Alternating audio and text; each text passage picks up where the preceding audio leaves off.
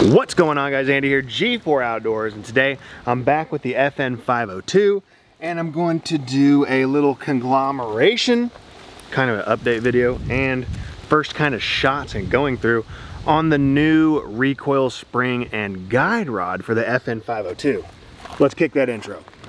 Site search G4 Outdoors, YouTube online. But as I look up and I ask, can I please just catch a break?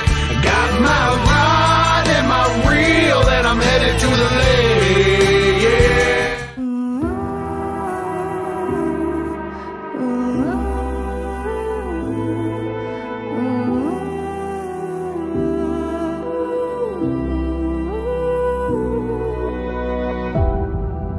My city's gonna tell you the tale.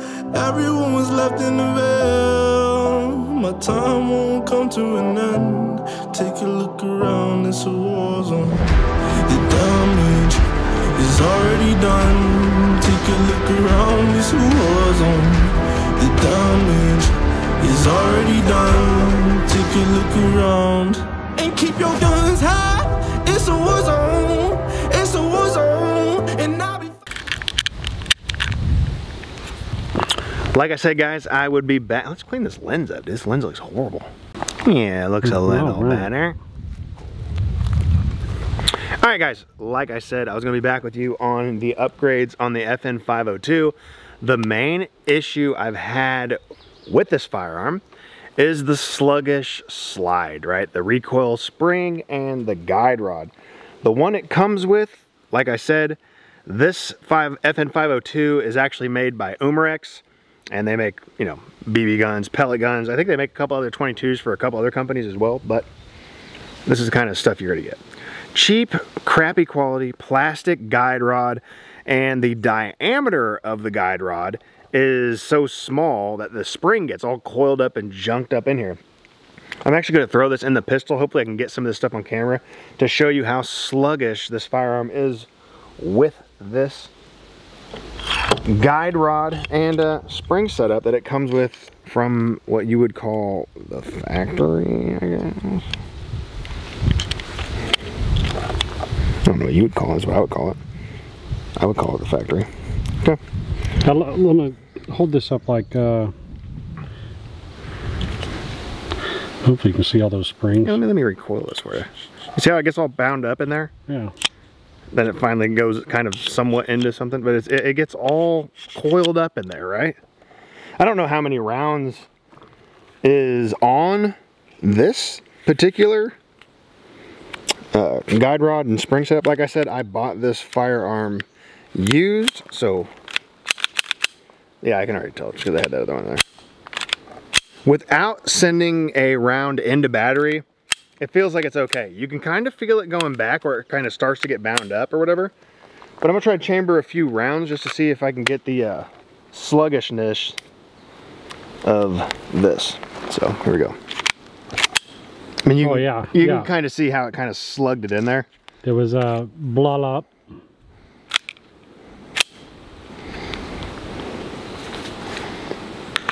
Now I'm gonna go.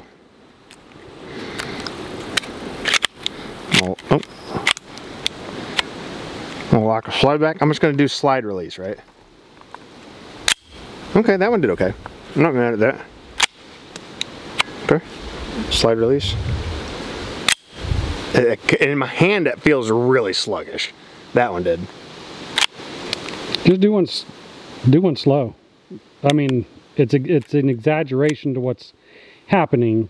Like, literally, there's no reason that shouldn't pull it. The spring should be strong enough to pull that into battery. There's no reason. Obviously that stopped, it did not work. So, we're clear. That's the stock spring, just kind of giving you an idea. When firing it, I wouldn't have a ton of issues, right? It would usually kind of send a round home. Sometimes you would, not super often. But especially dropping the slide release, constantly would have issues with it not sending it home. But if I pulled it back as hard as I can and slingshot it, a lot of the times it would go, but sometimes it wouldn't, right? So let's throw the Taylor tactical spring in here and see if we can see a difference. Okay, and the stock spring has that little separated coupler that holds all this in. This doesn't, so it's kind of obnoxious and somewhat kind of difficult to get in there. It's not rocket science by any means, but definitely keep your fingers on the guide rod and the spring when you pull it back. But look at that. Look how nice and coiled that is on there. Obviously this, I think it's stainless steel. Kill me if I'm wrong, but whatever this is, some sort of metal, right? Yeah, compress that and... Some sort of metal. But yeah, the diameter on this guide rod bigger than the other one, right? So look at how everything just stays nice and tight on the guide rod. Everything's just nice and it's fine and seems to function properly. But let's fire this. Let's cycle some rounds to make sure everything is fine, right?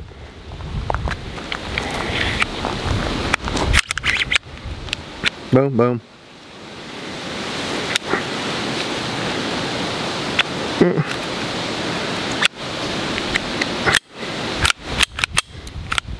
And just manipulating the slide by yourself, I can hear it. You can tell how much more force this spring has. And as you saw, if you saw the previous video, this spring is a little bit longer than the stock spring, so obviously you're gonna have a little bit of more recoil strength. But my only thing is that gonna hinder cycling as far as firing? Is this gonna have too much power to where it's not wanna go all the way back and fire? But we'll figure that out. Let's get some rounds in here and see how this functions. All right, now before you do anything on that, let's do another exaggerated pull the slide back and let it go easy forward, just to see if it just by itself, like, yeah, and let it go easy.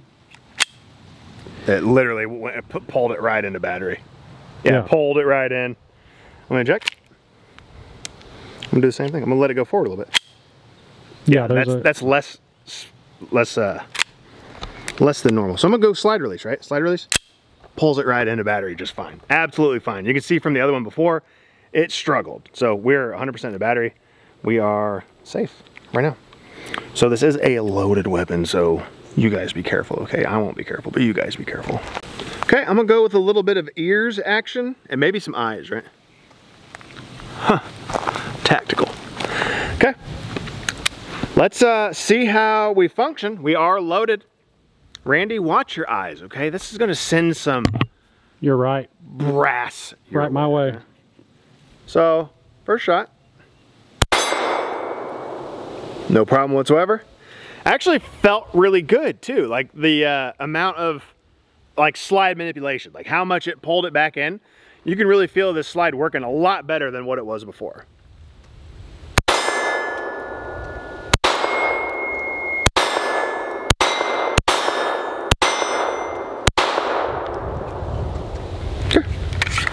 Locked back, which is good. That lets me know that the slide is coming back as far as it needs to, 100% for sure.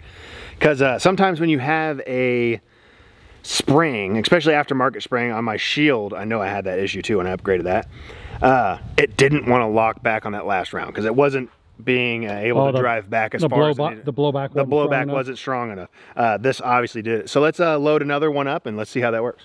All right guys, another mag. Slide release. Not a problem whatsoever. I have no ears on, but I do have eyes.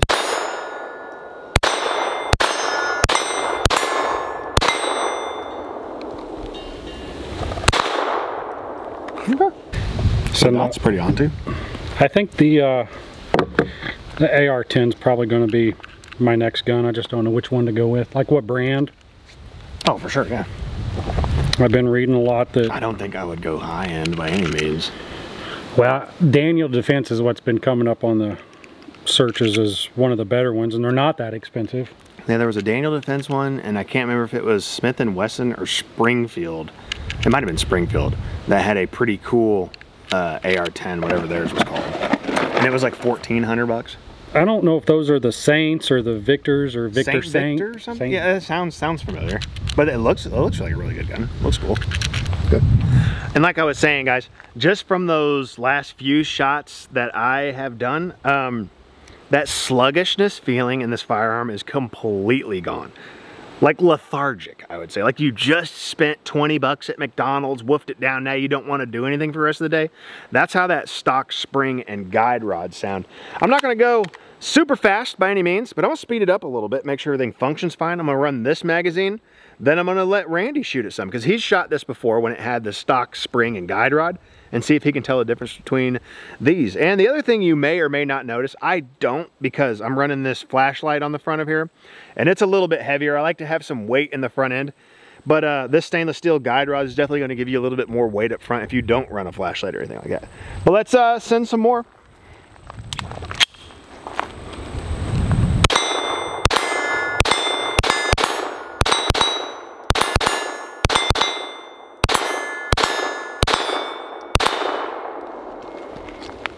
She's a shooter.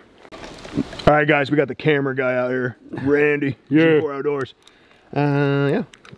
You know, that's the fun part about doing this is I'm shooting and he just loads everything for me. Yeah, and behind the scenes, don't pay attention to the Dude, Jello. did I shoot you? It's, I'm sorry. It's Jello. Catfish from Jello and hot dogs.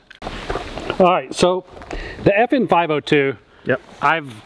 G4 Outdoors. We bought quite a few guns, and the FN 502 is above and beyond my favorite, how do I want to put this, tactical 22 pistol. I do have more favorite pistols, but they're in the target category. But as far as fun shooting, tactical, practice, the FN 502 is on the top of my list. When I was shooting this the first time, and you can go back and check out those videos, it's something that we talked about right off the bat, and that was coming back into battery. How soft this was coming forward. But I've been watching him shoot this, and I've handled it quite a bit already, and I know that this spring is quite a bit stronger. I haven't shot it yet though. But yeah, upgraded spring. Let's get into this.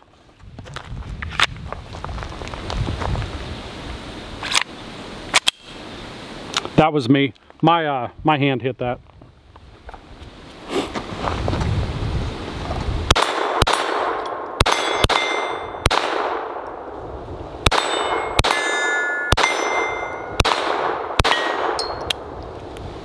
What we got there? This is probably failure to fire. We're running bulk ammo. And that's a mix of ammo. Oh yeah, because we've run into like We took two really short boxes and put them all together. half boxes. This one's already been struck before, isn't it? Is that 2 primer strikes on that bullet? It is. Yeah. That must have been thrown back in. So we threw that one back in there at some point. Got just 2 take primer. your hand right there and just throw that as far as you can. That's an ammo issue. That is not a firearm issue. No, not at all. Those are 2 really quality strikes on that primer that did nothing. Here we go. Locked back, everything's good. Looks good. Load up the bag. So, you know what? Let me fill that one more time. I was worried about hitting the target. Okay. Let's pay attention to this slide. Okay.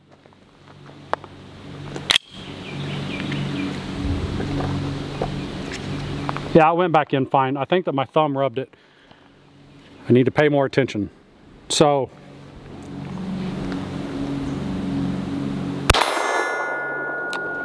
it does have a lot of blowback. So it's relieved a lot of, no, it hasn't relieved anything. It's loose enough to allow the blowback to actually kick the gun pretty good. And when it goes back, like it doesn't dip the down when it goes back into battery, but it comes back pretty strong.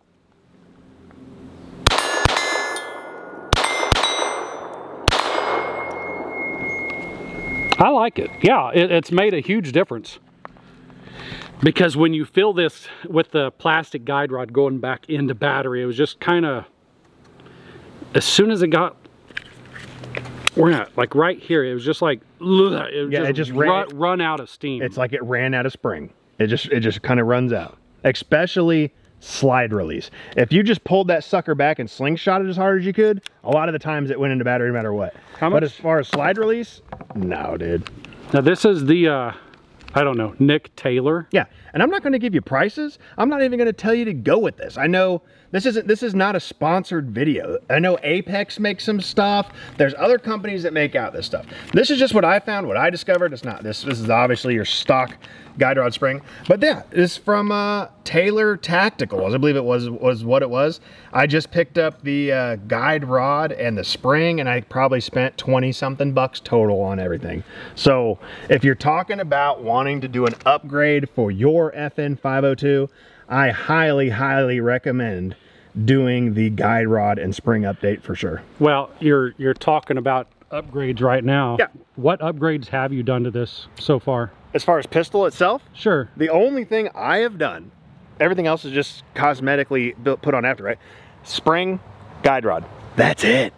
Well, what as far as this firearm, I don't really consider that upgrades to the firearm because this is just quick takeoff kind of stuff. But as far as like internally done to this firearm, spring, guide rod, thing functions and performs flawlessly. It performs great. I got this cheap because I don't want to spend. It's a flashlight, right? I don't need to go. I have Olight stuff. I have Streamlight stuff. I don't want to spend $150 on a flashlight. Are you out of your mind? CV Life. This thing was like 40 bucks. I have the Vortex Venom Red Dot 3 MOA. This thing is super nice and easy to see, especially for plinking.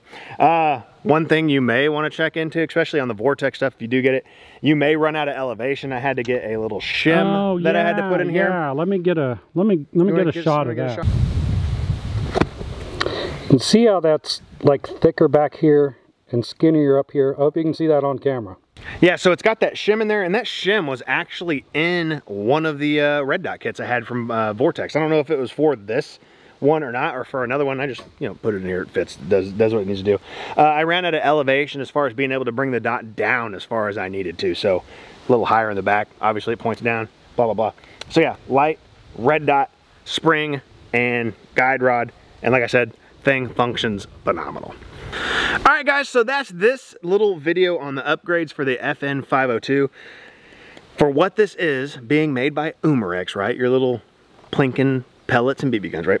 The spring, or the trigger that's in this gun is actually pretty good. It's actually a pretty nice trigger for what's in here, so I'm not even going to mess with that.